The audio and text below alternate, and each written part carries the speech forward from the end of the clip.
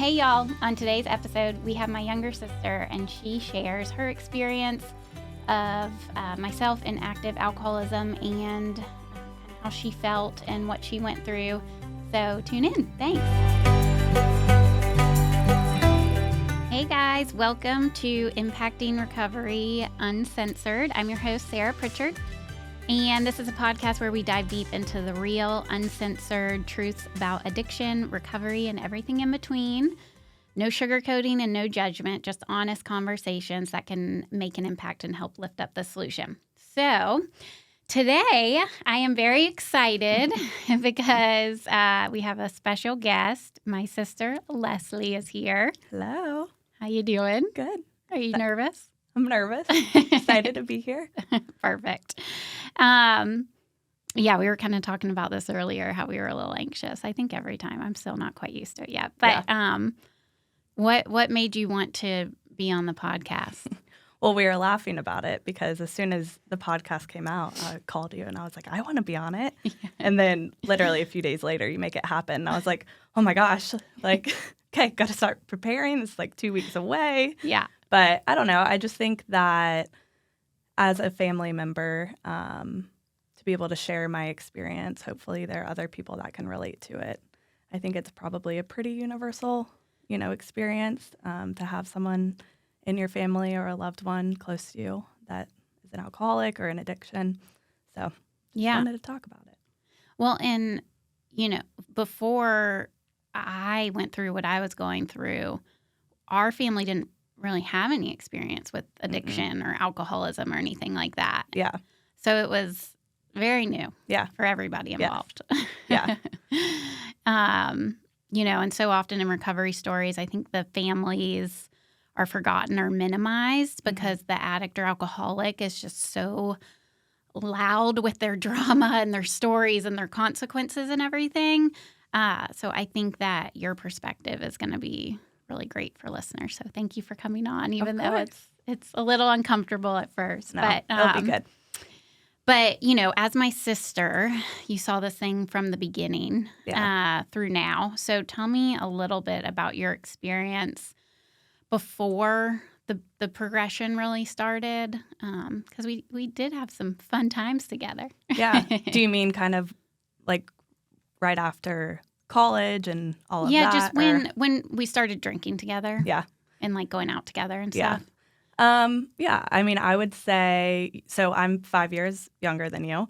So definitely growing up, we weren't super close, but I would say once I got a little bit older, probably when you were in college and I was in high school, the later years for high school for me, I'd come and visit you at college, come hang out, drinking some.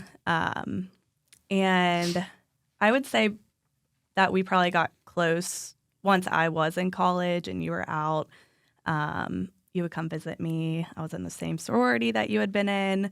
Yeah. Yeah. Well, and so then you graduated because that was 2015. Yeah. Mm-hmm. And that was the year. That was the year. Yeah. Yeah. So I graduated that summer, 2015, and I definitely, we both lived in Atlanta at the time. And so I would go out with you. I kind of became friends with some of your close girlfriends at the time. And, I think when everything first started happening, it was after you had gone through a breakup. And for me, I was like, okay, people go through breakups. They may be a little depressed. They may drink a little bit more. They may want to lay in bed. Like, we'll give her some time. We'll give her a month, couple weeks just to do her thing, and she'll get it out of her system. Yeah. And then that just never happened. Right. Well, and so, but during that time, you guys were thinking it was situational. Yeah, 100%. Right. You're thinking it's situational. You think, oh, it's just a phase. It's situational. Yeah. It was a breakup. She's not feeling great. Like, this will pass. Right. She'll get through this. And yeah. Yeah. Well, and we were kind of talking recently about the timeline because it's hard to remember every detail. And we certainly don't need to. But You're like, we do not need to go through everything. We are good on that. Yeah. No, you can share whatever you would like. But when we were going out and having fun together and stuff, we were living in Atlanta at this point. Yeah. Did you compare my drinking to others, or was it more of just kind of she's still going through this breakup phase, or everybody's partying? Yeah, I don't know if I really compared it in the sense of like when we were going out and like drinking and stuff together. I didn't feel, I said this earlier, like I didn't feel like we were going out and you were like some like sloppy mess or anything like that. So I think it was more when I started realizing that the drinking was also happening when you weren't just like going out with friends and stuff like that.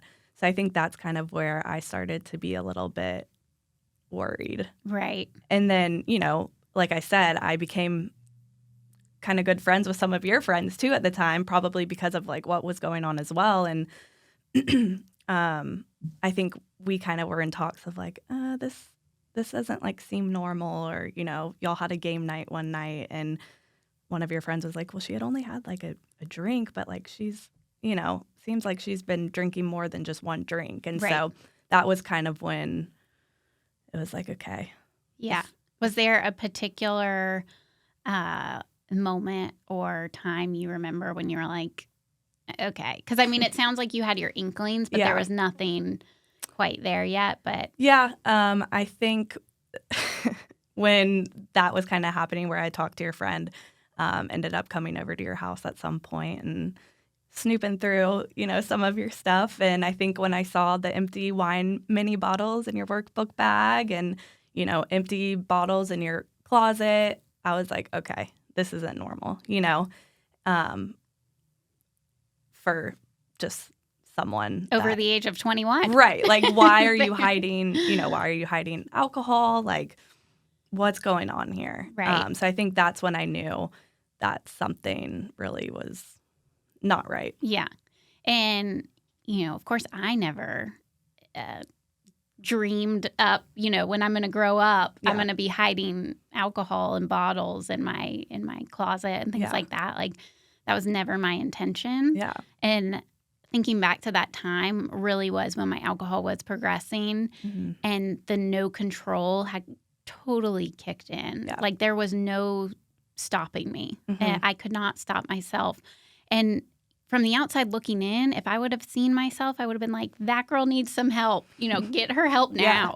But when I was in it, I was just like, I'm just got to do this to get by. Yeah. I got to do this to survive. Right. I know it's not great, but it's okay. Yeah. Like, I'm going to figure this out. Yeah. And then, I remember waking up that next morning and it was like you and Mom and maybe even my friend or our friend and sitting being like, Sarah, like so worried. Yeah. Rightfully so. Right. And of course I was extremely defensive and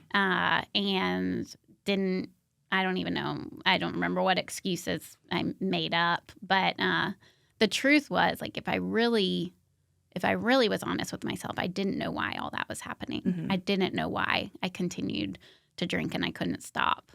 Well, and it was hard for me too because you're my sister and I love you, but you're also my friend. Like, I don't want to cross any lines in terms of like bringing Mom and Dad into this and like breaking that trust with you. But then it gets to a point where it's like, okay, it's beyond that, and something needs to change, or she does need some help.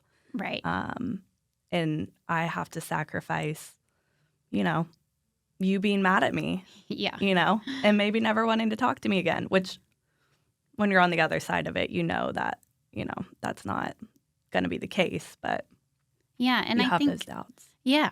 And I'm glad you brought that up because I think a lot of families have no idea how to navigate through any of this. Yeah. And I honestly not sure there's a correct way. Yeah. There are, of course, professionals out there that can help guide families, but nobody gets a class in high school on, hey, my sister has 900 bottles of liquor in her closet. What do I do? It happens. And then everybody's in chaos mode and scrambling and you're scared. And so you just kind of do what you got to do in that moment of just chaos. Yeah. And I think that is also why it's important that there is this community, of people that have been through it. Because at the time there was, a mutual friend, someone, maybe a couple of years older than you or something in high school. Someone told me, hey, she's actually sober. So I reached out to her. And I know we've talked about this, like our parents were fully capable of like getting things done. But for some reason, I just felt like, okay, I got to find her a rehab to go to. We got to find her, someone to work with and like the recovery community to kind of work through all of this. What can I do to make this get done? Yeah. And I think that I can't speak for other people that have been through this, but I think I definitely formed a level of like codependency just through all of it because it was just all consuming and worrying. I'm just worrying about it and I just want you to get better. Yeah. And I'm like, how can I make her get better? Right. Yes. Well, and then that one woman you're talking about in particular, she helped connect y'all or you and family to the treatment center I ended up going to, right. Which was, I basically went kicking and screaming. Yeah. Yeah. When my experience showed I needed to go a long time ago. Yeah. And, for me, because we were talking about this on the way here, just the progression of everything. And there was an experience we had at like a lake weekend. Oh, yeah. And again, this is where I'm drinking and I can't stop and I'm hiding it and I don't want to be drinking. I don't want to be hiding it. I want to be with my family. I want to be having fun. Yeah. But at the same time, I think I am hiding it and I think I'm doing a good job. Oh, yeah. Well, and I'll speak to that. Yeah. So I drove separately. I don't know. Maybe I drove by myself or what, but you were with our other sister and her husband or fiance or boyfriend at the time. And y'all were all, on the way there. And Jessica had mentioned, or this other sister, she had mentioned, y'all stopped at a Wendy's, you'd gone to the bathroom, came out and kind of smelled like alcohol. And so, of course, when y'all get to the lake, I'm like, oh, I'm going to go through her bag and see, if there's anything in there. And so kind of like what you were saying is like, you think you're hiding it, but we're fully like, oh, we could smell that, or I just looked in your bag and I see that there's something in there, Yeah. And yeah, I mean, even that whole trip, like we're with family and when we left, I mean, I could, we knew you were drinking that trip. Well, and because everyone in our family drinks normally. Like we said, there's no one in our family that we know of that is addict or alcoholic. Like I'm the first. Yeah. and so, like that weekend, for example, how could you tell like I was different or how, because you're like, obviously we knew you were drinking. Like, did you experience me in a different way than maybe you do now? Yeah, of course. And it's actually interesting that you mentioned that because, I mean, I don't really know how to articulate it, but you just can tell, someone's a different version of themselves. And I think that goes back to something that I've said before is I felt like I'm grieving this person. I'm grieving my sister who's right in front of me. And it's her, but it's not. And I think that's really difficult is to be, feeling like you're grieving someone that you love so much and they're right in front of you and you just are like, this isn't you, know? I know like such a better version of you and I know you're capable of that. And I remember you and I think we rode back together. Oh boy, here we go with the tears. No. Yeah, and I don't say that to make you feel like... No, not at all. Yeah. But I think that's just such a universal feeling, and I'm sure maybe you've experienced that with other people. Yeah. But yeah, I remember you and I drove back together to Atlanta, and you were just so shaky. and we were going to pick up your dog, Bailey, from the dog boarding place. And you were shaking so bad. And I was like, oh my gosh. And so this is, at this point, you probably hadn't drank that day. That's Sunday when we're driving back. Yeah. So you're probably going through some, I don't know, I would assume withdrawals. Yeah. And you were like, my anxiety is just really bad. I just need to go home and take a nap, And I remember that was also a big time when I was like, wow, that she's not okay, And I remember you go home and I text you a couple hours later and I'm like, how are you feeling? And you were like, oh, my anxiety's so much better. I just needed to be in my own bed and I needed to take a nap. I'm like, she totally took a swigs of vodka. Yeah. Yeah. So that was definitely another time that stood out to me. Yeah. That I think where I also realized okay, this isn't just this is this is a body experience too. Right. Yeah.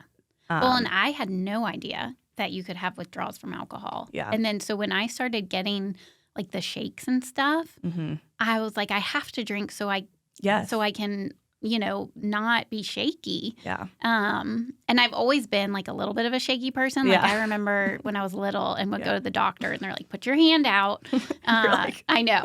So me withdrawing was even, it was awful. But yeah, that day I remember and I just didn't know what was going on because I had no idea how dangerous it is that, you can die from withdrawing from alcohol or trying to detox yourself.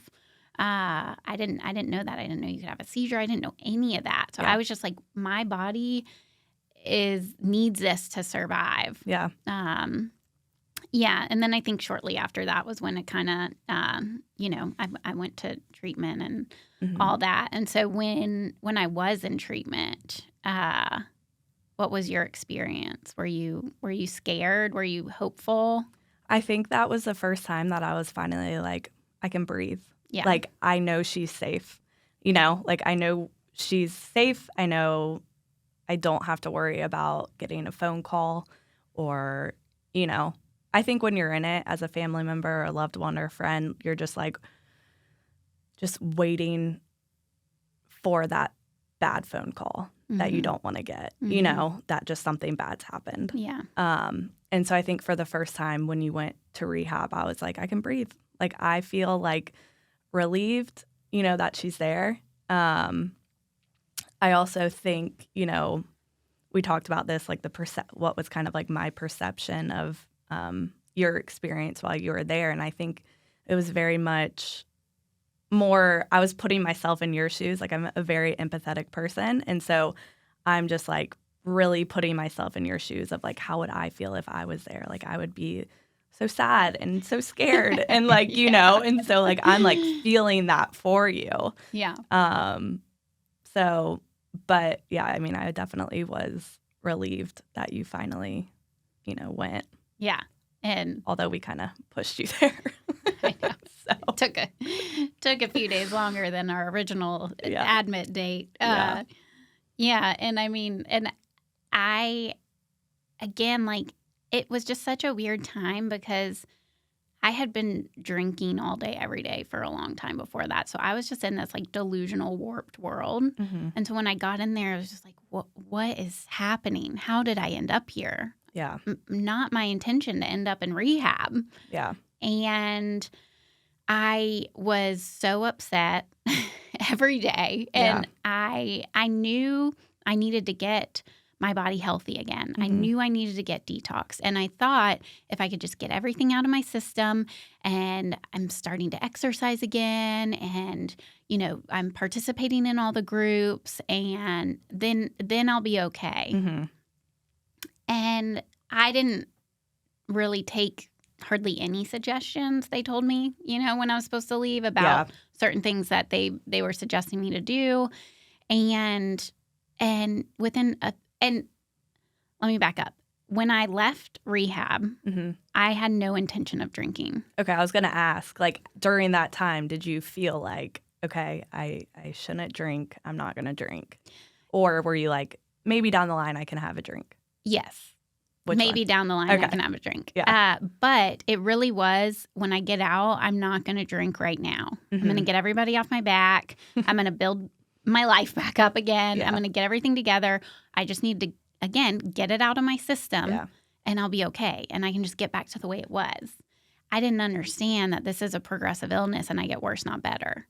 And so within a few days when I was drunk again, that was shocking to myself and I know to y'all.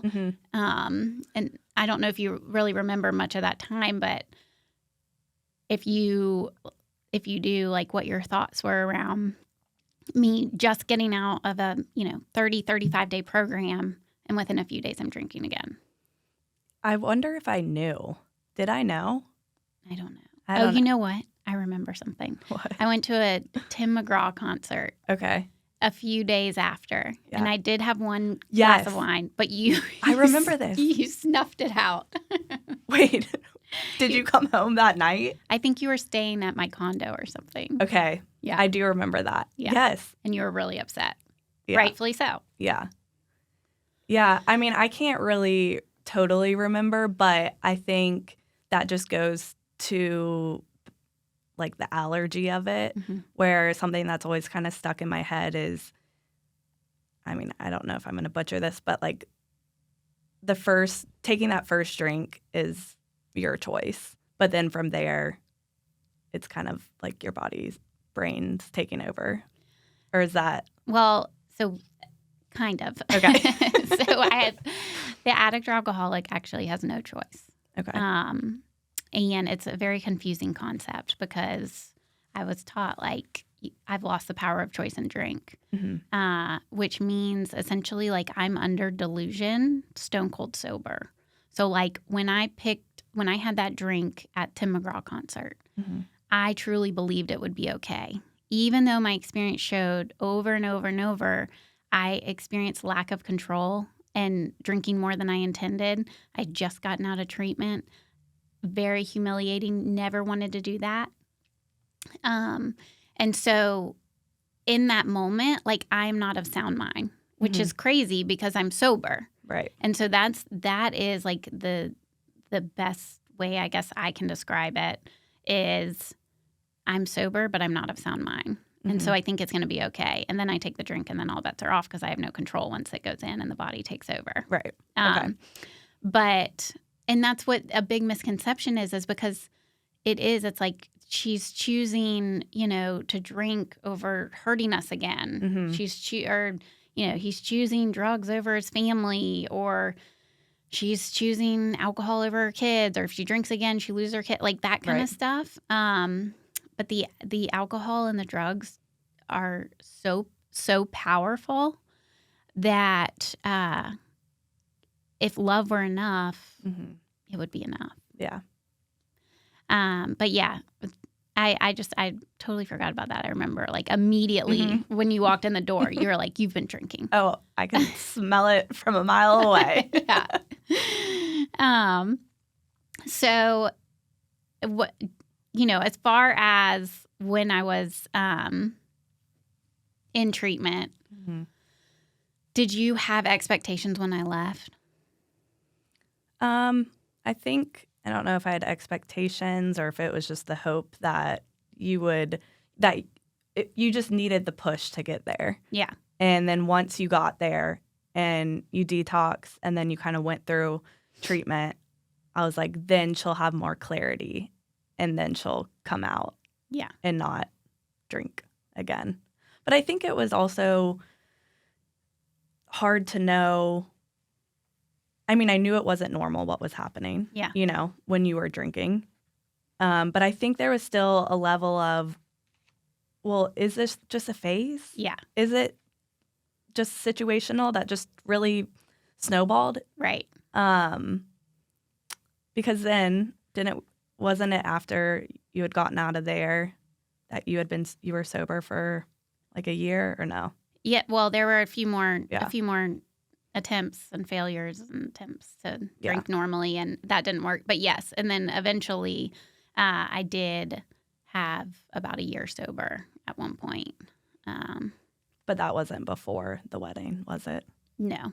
Our sister's wedding. Yeah. So, and I remember being like, for our sister's wedding, like, I've got to hold it together. I've got to hold it together because I had missed my friend's wedding. And I was really upset about that. And I remember, you know, being like, I'll be there. I'll be at the wedding. And I remember you saying, I'll be your date. To your friend's wedding. Yes. Yeah. And I was like, you don't need to be my date. Like, I'm an adult. Like, I'm going to go by myself. What are you talking about? Leave me alone. You know? And of course now I'm like, oh, that's so nice. She really cared.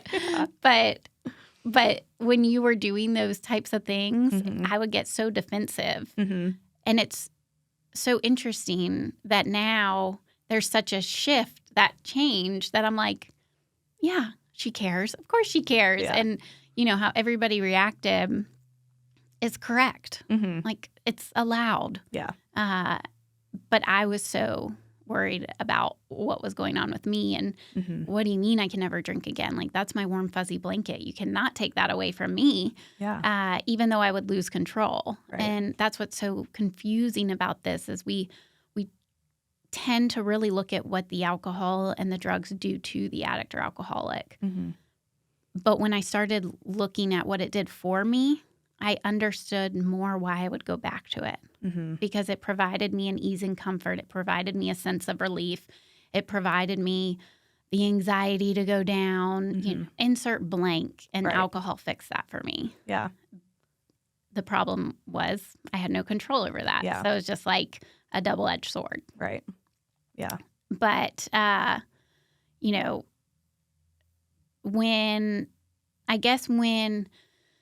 well, let me back up. So when we did go to our sister's wedding and we went to Abaco, and again, that was another time where I was like, well, maybe it is situational because you did keep it together. Yeah.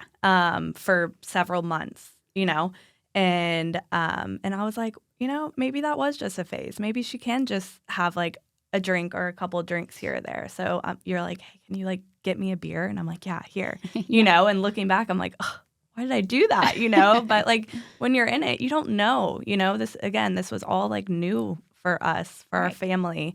And you just seemed like every other person, I mean, besides, you know, when it got bad, but just like, I was like, she probably can go back to just having like a drink or a couple of drinks, get back to how she used to be able to drink. Yeah. You know? Well, and I remember in Abaco, Dad said something to like a cousin, like, I think it was situational. You're like, and yes. I know. I was like, music to my ears. Yeah. Absolutely it was. Yeah. But yeah, and that's, I mean, I think most family, the way they hope that can be the case, right? Because it's just, again, it's just like nobody knows how to navigate any of this. So it would be a lot easier if Sarah could just drink normally and go back to the way it was and not cause trouble and, you know, all that.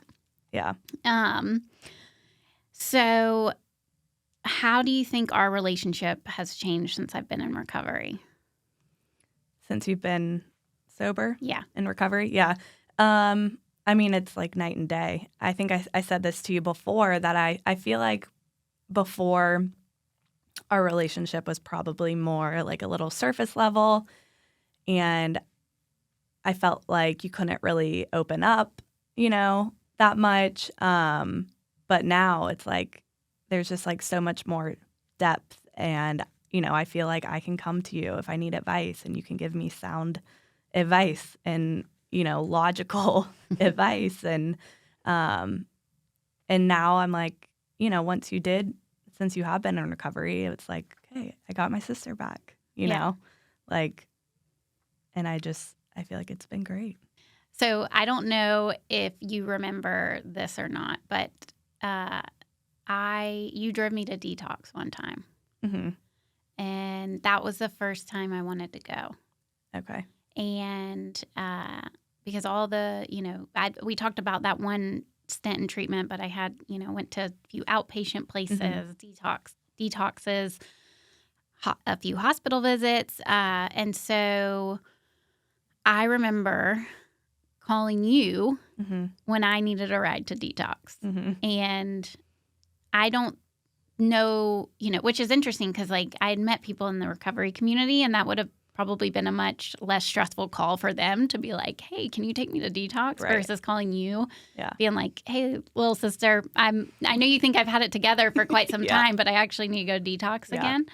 But I think that was all the reason because you were trying to help me for so long. So I knew I could turn to you when I needed help, even though it probably scared you to death. I was probably glad. Yeah.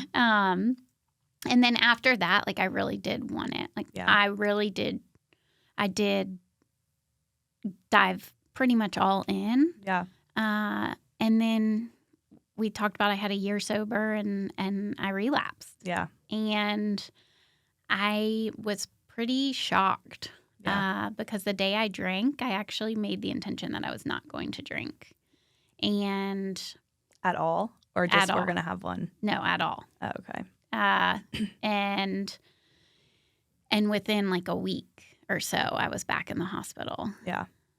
And what was that like? I think you were out of town. Mm-hmm. You probably got a phone call. Yeah. I was in California visiting a friend, and I remember getting a phone call from Dad and saying that you were in the hospital. And, for me, I was like, I need to go. I need to fly back to Atlanta. She needs me. But I think I was, just sad. I'm like, she's been sober for almost a year or has been sober for a year. Like, how is this happening? Yeah. But I think when I got back, and that was really the first time from what I can remember that you were like, wow, I had no intention of drinking, or I was thinking, maybe you had intention of having one drink, and then that was it. And then it turned into a hospital visit a week later, So I think really when you got sober that time, I really believed it. Yeah. Because I think I saw it in you that you really wanted to change. Yeah. And that was the last time I drank. Yeah. God willing. And now it'll be the last time. 7 years. Yeah. Which is amazing. Yeah. And I think I was probably the most shocked out of anybody when I was in that hospital bed again. Yeah. Because, like I said, the day that day I was like, I'm not going to drink. And I made when the waitress came up and looked at me and said, what will you have? I just said a glass of wine. There was no thought, nothing. And I say this a lot of times when I'm doing like groups at Impact or something, like if my sister was sitting 2 tables over and saw me ordering a drink, she would be like, have you lost your mind? Yeah. What are you doing? Yeah. You are insane. Yeah. And that is what I was in that moment. I was insane. I was not of sound mind, stone cold sober. And that was the first time I truly understood this whole no choice piece of it, the obsession of the mind. And I'd heard a lot about this obsession, and I really thought it was constantly thinking about alcohol and just thinking about alcohol all the time and obsessing and all that, which I definitely had those. But the obsession that makes sense to an addict or an alcoholic is that somehow, someday, I'll be able to drink normally. Yeah. This time it'll be different because of X, Y, and Z. And it's like someone someone allergic to strawberries, and I'm allergic to strawberries. My throat closes up. You rush me to the hospital. And then tomorrow we're sitting in here and I'm eating a bowl of strawberries. You'd be like, what is wrong with you? Yeah. And I would be like, well, today they're in triangles. Yeah. I cut them differently. Yeah. I'm eating it with a spoon instead of a fork, or I sprinkled sugar on it. Yeah. And that is the most delusional thing. Right.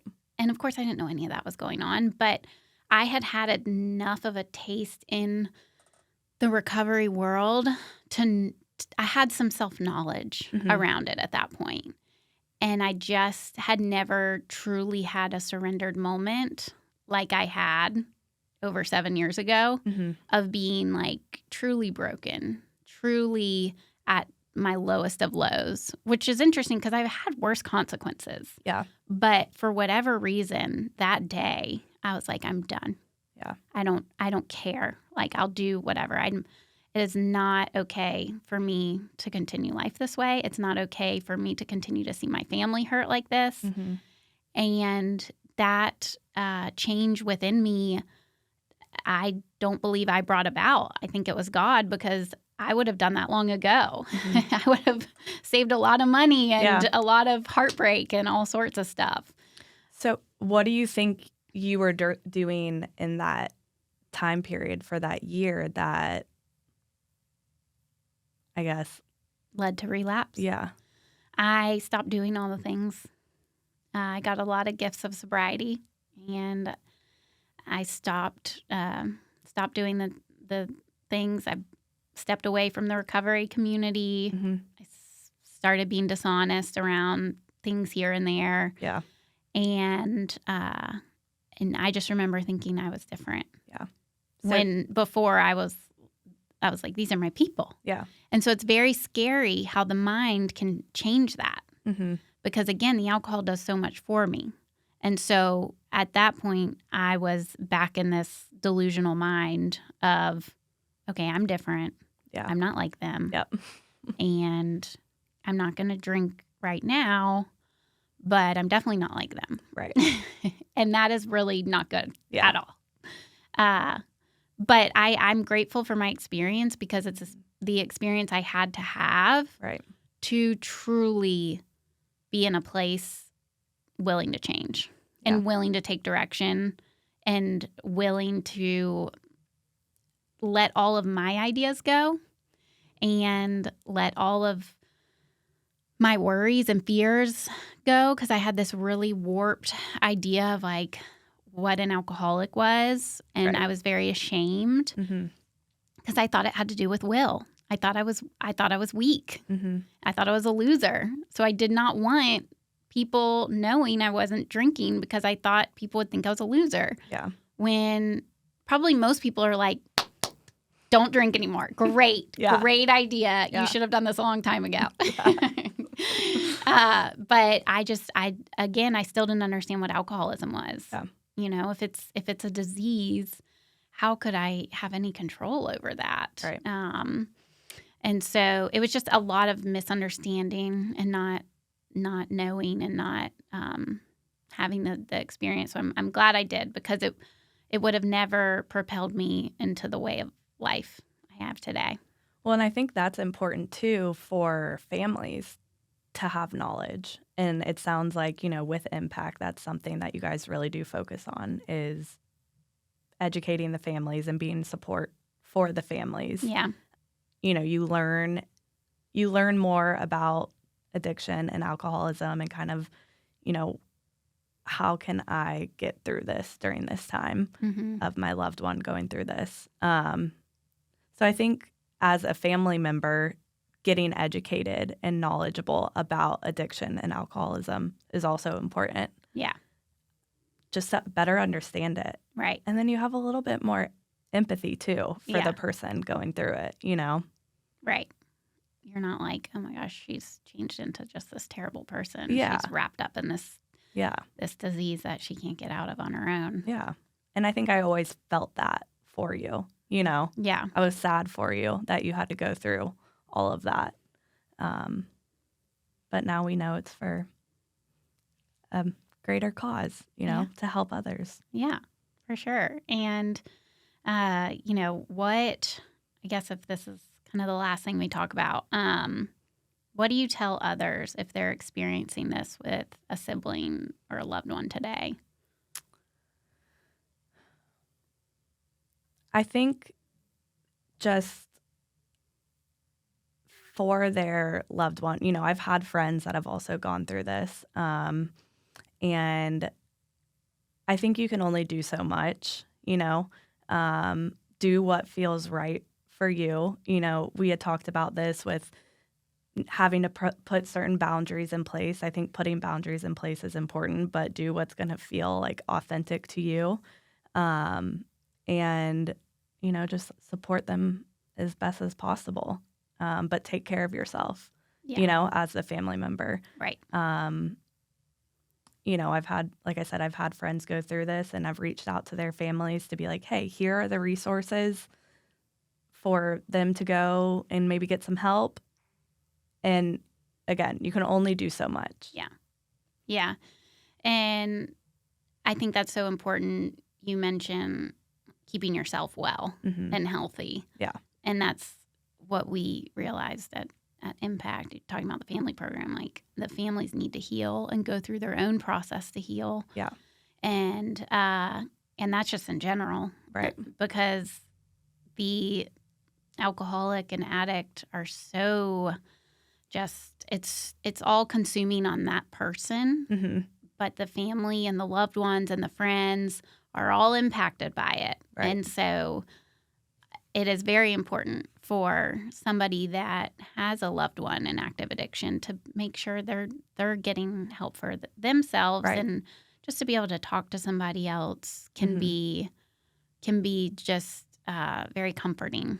Right. And whether it's families that have gone through it or a therapist, I was in therapy at that time, and just to be able to talk to someone and like understand what this is, and how can I do things to not be so all consumed with the person that I love that is in active addiction or alcoholism. Yeah, for sure. Yeah. Well, is there anything else you want to add before we wrap up? I don't think so. I'm just happy that I came. Me too. I think we did good. I think it was great. All right. Well, thank you for tuning in today on this episode of Impacting Recovery Uncensored. I hope today's conversation has inspired you, opened your mind, and maybe even your heart a little bit, or given you a sense of hope. But remember, you're not alone.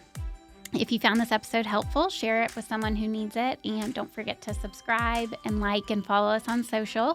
But until next time, keep making an impact. Bye, y'all.